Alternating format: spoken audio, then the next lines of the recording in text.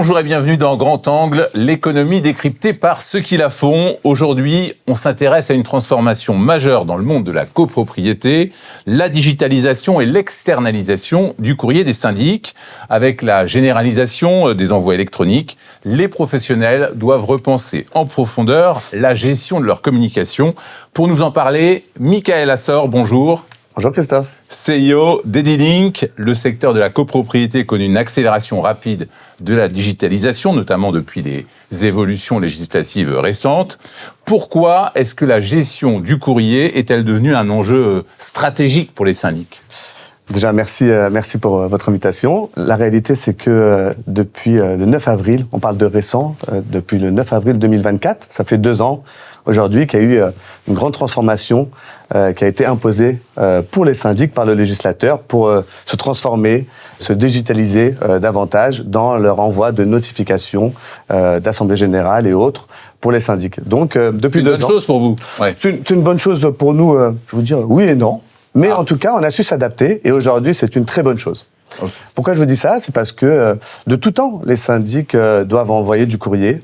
C'est une partie prenante de leur travail, une partie chronophage, effectivement, mais une partie prenante et obligatoire qui sont marquées dans tous les textes de loi de droit de la copropriété. Bien sûr. Ils ont l'obligation, en tant que propriétaire, si vous l'êtes, vous allez recevoir des appels de fonds tous les trimestres, vous allez recevoir votre fameuse convocation d'assemblée générale, un petit pavé de 150, 200, 300 pages suivant la taille de votre immeuble, et votre procès verbal, etc., etc. Ça, ce sont des obligations légales, et le 9 avril 2024, le législateur a changé la donne. Jusqu'alors, depuis 1965, la règle, c'était que les notifications devaient être envoyées par défaut en mode postal, en recommandé, donc le recommandé que tout le monde connaît. Bien sûr. Tampon de la Poste qui fait foi. Qui fait foi. Voilà, ça c'est, j'adore le dire. Et donc pendant 40 ans, 50 ans, c'était comme ceci. Et voilà, depuis 2 ans, le législateur a changé la loi et a dit, dorénavant, la voie par défaut sera la voie numérique et la voie marginale sera la voie papier. Donc, il faut s'adapter et les syndics n'ont pas eu le choix. Quels sont les principaux bénéfices pour les clients en termes de temps, de coût, de sécurité ? De passer par un prestataire externe, aujourd'hui, ils n'ont presque pas le choix. Le syndic a tellement de travail au quotidien, il est tellement harcelé, tellement sollicité. Vous savez, quand vous appelez votre syndic, c'est souvent qu'il y a un problème. Vous l'appelez très rarement pour lui dire comment tu vas, merci pour tout le travail que tu as fait. C'est souvent quand il y a un problème. Et il faut se focaliser pour résoudre les problèmes. Pour dire que les travaux, c'est beaucoup trop cher. Ouais. Aussi, mais ça, nous sommes d'accord. Mais en tout cas, c'est pas de la faute du syndic. Le syndic, il est là comme étant un bon père de famille pour gérer un immeuble. Et souvent, il est pollué par d'autres choses autour, et le courrier en fait partie. Vous savez, ils doivent envoyer des centaines de milliers de pages, des fois par an. Et aujourd'hui, il y avait beaucoup, beaucoup moins d'intérêt pour un syndic de le faire en interne que de sous-traiter à des professionnels, comme peut le faire Edilink. Alors, la réglementation impose des exigences fortes en matière de conformité et puis de traçabilité. Comment est-ce que vous garantissez un niveau de sécurité juridique qui soit adapté à ces 2 contraintes ? Avant de parler de contraintes et de réglementation, je rappelle quand même quelque chose de très, très important, c'est que quand un syndic sous-traite, il gagne du temps. Mais pas que. Il gagne beaucoup de temps parce que c'est du temps qui n'est pas passé devant la photocopieuse, devant la machine à franchir, devant la mise sous pli, à aller à la poste avec sa carte pour faire la queue, déposer du courrier. Tout ça, c'est un temps qui aujourd'hui, on est en 2026, on parle d'IA, on parle de transformation digitale, et ça paraît un petit peu archaïque de dire qu'il y en a encore certains qui font la queue, etc. Mais c'est une obligation. Et nous-mêmes, tous les jours, on envoie des milliers de courriers papier. Mais pas que. On envoie également donc des courriers électroniques et papier. La réglementation, elle est la même, et le niveau d'exigence au niveau de la sécurité, des contraintes législatives est exactement la même entre un courrier postal recommandé et un courrier électronique recommandé. C'est quoi ? Il faut garantir l'anonymat de l'expéditeur, il y a des délais à respecter. Pour un courrier postal, c'est 15 jours que vous avez pour aller le récupérer à la poste. Pour un courrier électronique, c'est pas un simple mail. Vous avez 21 jours pour ouvrir votre courrier électronique. Sans quoi, il s'autodétruira dans 7 secondes. Bon, ça, vous connaissez la phrase. Un peu mission impossible, c'est ça. En tout cas, on est obligé de prévoir et d'assurer la conformité du courrier de A à Z en papier et en électronique. On a des tampons, on a des preuves d'envoi certifiées, horodatées, signées papier ou électroniquement. C'est une obligation légale pour assurer les syndics. On n'a pas le choix. Vous avez notamment développé une solution innovante qui s'appelle Syndic Zen Plus. En quoi est-ce que ça constitue une rupture sur le marché ? C'est une offre Syndic Zen Plus. Au-delà d'être une offre, c'est vraiment un concept. On est, pendant des années, la société, elle a 12 ans. J'ai la chance d'être accompagné par 25 collaborateurs extraordinaires dans le 94, à Val-de-Marne. Et pendant des années, j'ai l'habitude de dire que nous étions un imprimeur. On était un imprimeur avec des grosses machines, un routeur, et on envoyait 80%, 90% de papier et 10% en électronique. L'électronique était la voie marginale. Eh ben, depuis 2 ans, 3 ans, heureusement, on avait anticipé un petit peu cette transformation.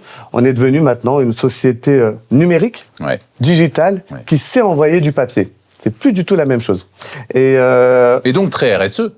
Très RSE également, bien entendu. Aujourd'hui, on n'a pas foncé dedans que pour ça, mais effectivement, c'est un élément qui rentre dans la balance. Et aujourd'hui, envoyer en électronique, quoique, coûte quand même beaucoup moins cher à la planète que le papier. Pour revenir à Syndic Zen Plus, on a pris les devants. On a dit, de toute façon, demain, l'avenir est numérique. Donc, on s'est dit, on va enlever les contraintes d'un syndic de pouvoir externaliser dès maintenant, peu importe son taux d'électronique. Et pour ce faire, on a décidé d'offrir toute la partie papier si les clients passent par nous pour le papier et l'électronique. C'est un pari qu'on en voit de gagner. La société s'est complètement transformée. On a doublé notre chiffre d'affaires en 2 ans. C'est un pari qui était de dire, tout ce qu'on vendait avant, le papier, on ne le vend plus. On vous l'offre.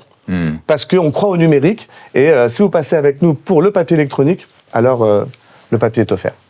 Alors, vous avez également investi dans votre propre solution de lettres recommandées, qui s'appelle Stampy, Stamp comme le timbre. Ah, vous l'avez remarqué, bravo. Pourquoi est-ce que cette maîtrise de bout en bout de la chaîne de valeur, elle est déterminante ?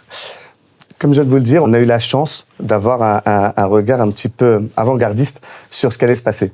On savait que de toute façon, à un moment donné, soit par une loi, soit par des habitudes, ça allait changer. Et que le papier, je ne vais pas dire il va disparaître, mais il allait progressivement s'affaiblir au profit du numérique. C'est comme ça, on ne peut pas reculer devant ça.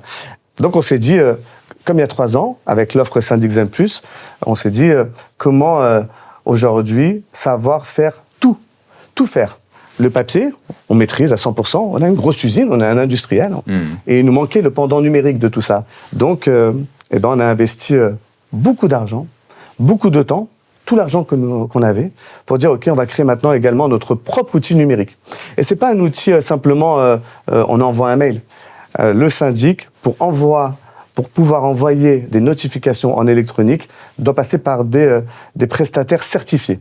Ça s'appelle TSP, Trust Service Provider. C'est normé par l'ANSSI. C'est une norme européenne. C'est quelque chose de très, très vaste et très compliqué. Il faut qu'on se fasse certifier 2 fois par an. On l'a fait parce que, de toute façon, la tendance est que demain, nous allons envoyer 80% d'électronique et 20% de papier, donc autant maîtriser toute la chaîne de valeur. Et puis, si je peux me permettre, quand un client nous appelle, c'était un petit peu rédhibitoire de lui dire, vous savez, nous, on sait super bien faire le papier, mais l'électronique, on passe par un tiers, on va appeler le tiers pour savoir s'il y a un problème ou quoi que ce soit. Aujourd'hui, nous sommes l'interlocuteur unique de nos clients. Complètement intégré. Complètement intégré, papier ou numérique, on connaît, on sait faire, et c'est tout en interne chez nous, et c'est une grande force pour nos clients. Un petit mot sur l'avenir. Vous avez évoqué tout à l'heure l'intelligence artificielle.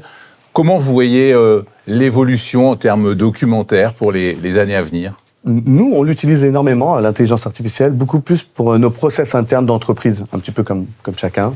Comment on va transformer le monde des syndics ?